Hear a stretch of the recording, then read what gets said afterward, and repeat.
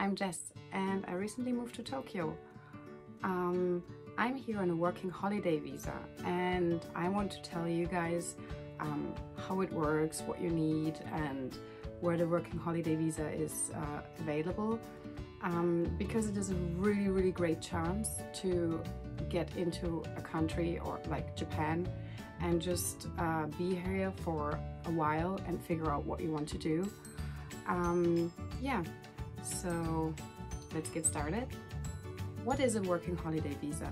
Well, it actually is a visa which allows you to work, but mostly for the sake of financing your travel. It's not a proper work visa, but it's definitely more than a tourist visa, because a tourist visa, if you come from Germany, for example, is only valid for 3 months. Whereas the working holiday visa is valid for a year. The meaning of a working holiday visa is to get to know this country, dive into the culture, so kind of like a cultural exchange kind of thing. That makes sense. Depending on the country, it's valid for 6 to 18 months. In my case, it's valid for 12 months, so a whole year. There are certain requirements for a working holiday visa. One of them is age. You have to be between 18 and 30 years old by the time you apply for that visa.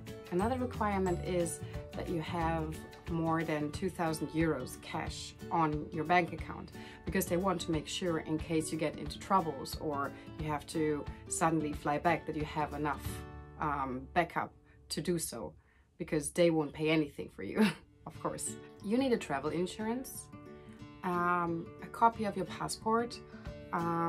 You need to write a motivation letter. So that was kind of strange to me because I didn't know what to write, but actually it's just basically what I wrote was that since I'm a little child, I've been really into Japanese culture, manga, anime. I used to listen to J-pop a lot, and it was always my dream to get to know this country more, to experience it more than just through a 2 weeks holiday trip. So that's why I chose the working holiday to come and fulfill that dream. So you can just get creative. If you are really into food, for example, you can just write you're very passionate about food and you know that Japan is very famous for certain cuisines and you want to get to know more. I actually got a little stressed about it because I'm a perfectionist, so I didn't really know what to write into, like to put into this letter. But don't worry, like there are some good inspirations on the internet if you just type in like working holiday visa motivation letter, so don't worry about that. Another thing you have to do is a travel plan, like a map where you want to go, and it's not like you have to follow that on the dot. It's just usually they don't like if you just write you want to stay for 1 year in Tokyo, because that means you kind of settle in that town or in that city or wherever. So they want you to actually move, because that's how you get to know the country, right? So yeah, so what I wrote on mine is like, oh, for 1 or 2 months I want to be in Tokyo, then I want to go to Tottori prefecture, I want to experience Osaka, like different kind of things. No one is really like checking it if you're doing it. That's not what they're going to do, so don't worry about it. Especially right now, because of the corona situation, I couldn't really travel at all, so I'm here in Tokyo, which is fine for me, but yeah, you never know what happens, and they know that as well. They just want you to write this to see that you're not actually planning on like settling kind of thing, because that's not what working holiday is about. I mean, yeah. Another thing you need is a CV, an updated CV. Because it's a working holiday visa, that means you're going to apply for jobs. So they want to see that you're taking the effort to write the CV. So it's one of the requirements. So make sure to update your CV. If you're pretty young, of course, you don't have lots of work experience, but that's fine. You need to write it in English, not in Japanese. Where to apply for the working holiday visa? You have to go to the Japanese embassy in your country.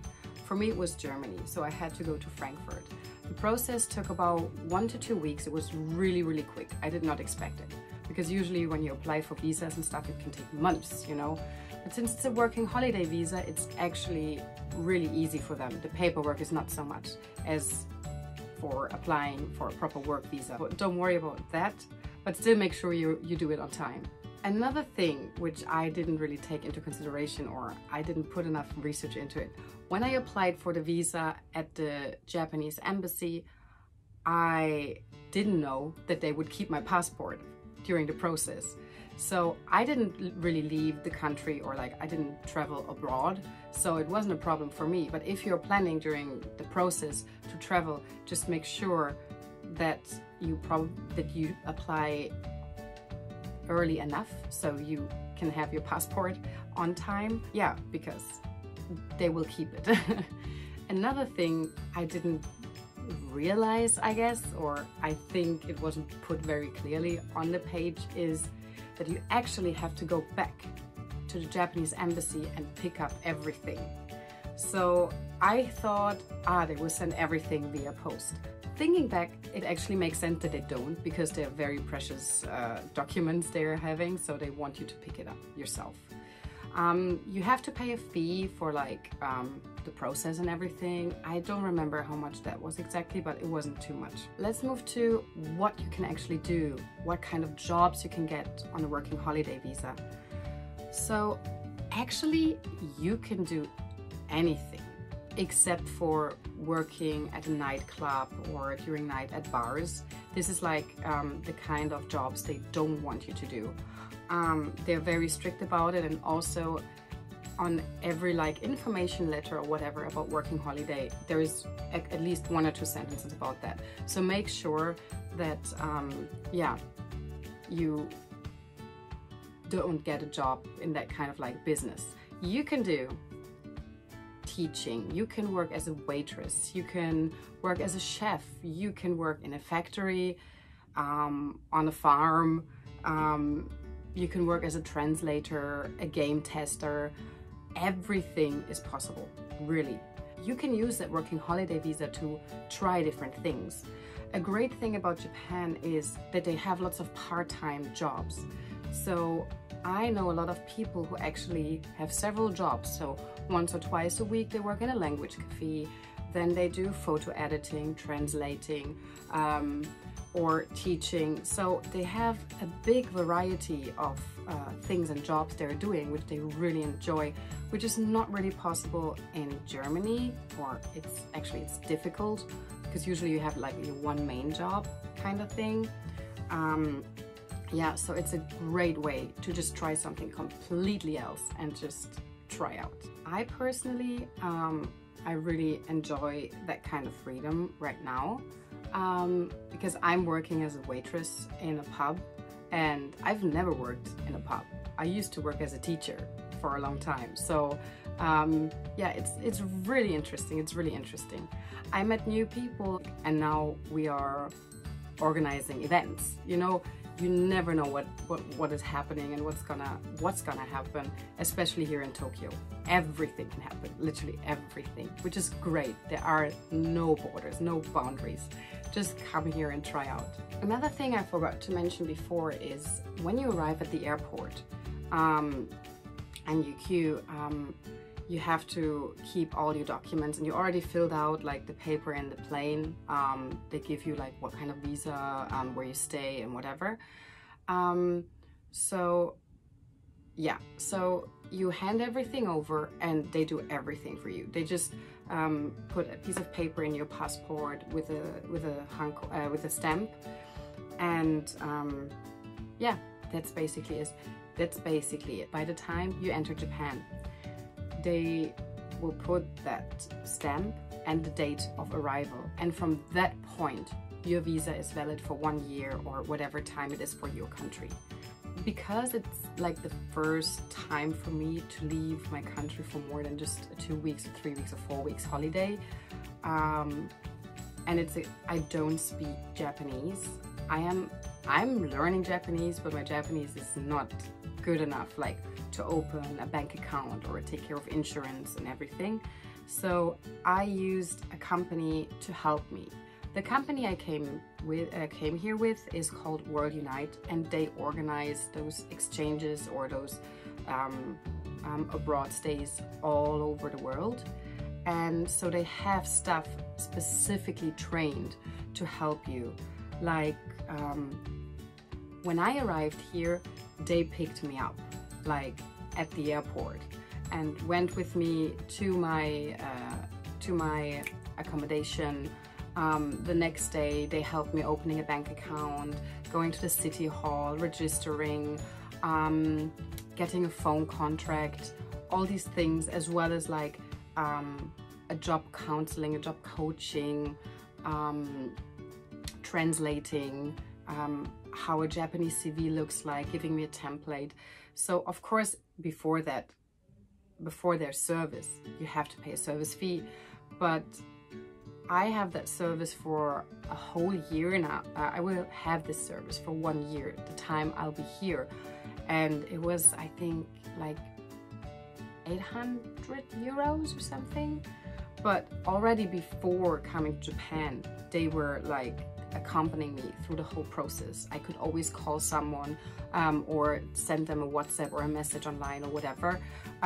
So it is actually really, really convenient, especially in a country where you really don't speak the language, and most documents, of course, are not in English or German or another language than Japanese.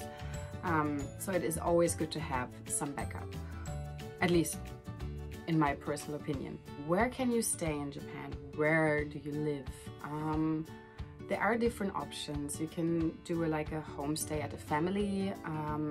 You can rent your own apartment, which I can imagine will be difficult, but especially if your visa is only valid for a short amount of time, because of course the person who rents you the apartment, the owner, they want you to stay as long as possible, because that means more money for a longer time of period.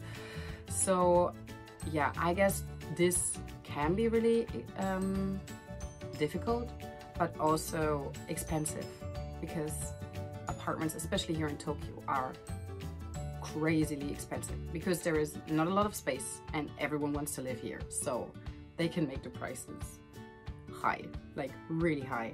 So I chose the option to live in a share house because I'm personally not a kind of person who likes to live alone. And the concept of a share house does not really exist in Europe. It's like it's like a house with several rooms. We have a shared area, kitchen area, bathroom area, toilet area, but you have your own room. Living in a share house, I have to say, is something really interesting because I'm a person who does not like living alone, but you still get your private space. No one will get into your room. You can lock your room as well. Since I work in a pub, I come home late, and it's nice having roommates waiting for you in like the shared areas, or just meeting people from all over the world who become your family. But I think I do a whole video about that because living in a share house is really something we don't really have in Europe. It doesn't really exist, and it's so interesting and so great at the same time. But of course, there are sometimes things which are stressful, but it's always like that if you live with other people.